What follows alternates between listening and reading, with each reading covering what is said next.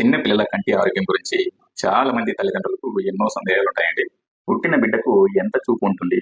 ఆ చూపు నెల నెలకు ఎలా అభివృద్ధి చెందుతుంది? ఏ వయసులో ఏ మార్పులు వస్తాయి? ఎప్పుడు కంటి పరీక్ష చేయించాలి? ఇలాంటి లక్షణాలను నిర్లక్ష్యం చేయకూడదు. కళ్ళజోడు ఎప్పుడు అవసరం అవుతుంది? ఇలాంటి ప్రశ్నలు ప్రతిరోజు క్లినిక్ లో తల్లిదండ్రులను అడుగుతూ ఉంటారు.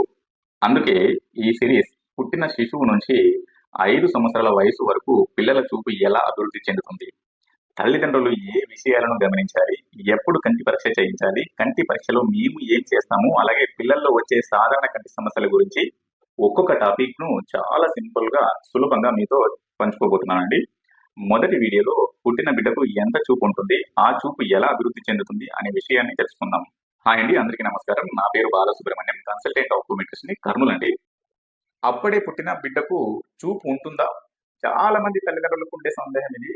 అవును, పుట్టిన బిడ్డకు చూపు ఉంటుంది, కానీ అది ఇంకా పూర్తిగా అభివృద్ధి చెంది ఉండదు. సాధారణంగా పుట్టిన బిడ్డ 20 నుంచి 30 సెంటీమీటర్ల దూరంలో ఉన్న వస్తువులను మాత్రమే స్పష్టంగా చూడగలుగుతుంది.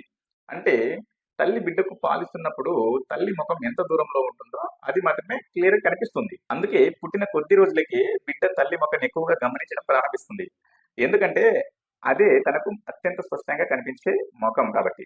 అయితే దూరం ఉన్న వస్తువులను మాత్రం ఇంకా స్పష్టంగా కనిపించవు. ఇది పూర్తిగా సహజమైన విషయం.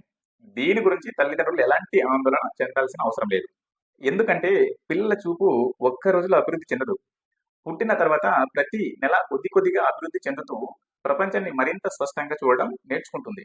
తర్వాత ఈ వీడియోలో పుట్టిన తర్వాత మొదటి నెలలో పిల్లల చూపులో ఎలాంటి మార్పులు వస్తాయి అనే ఆసక్తికరమైన విషయాన్ని తెలుసుకుందాం.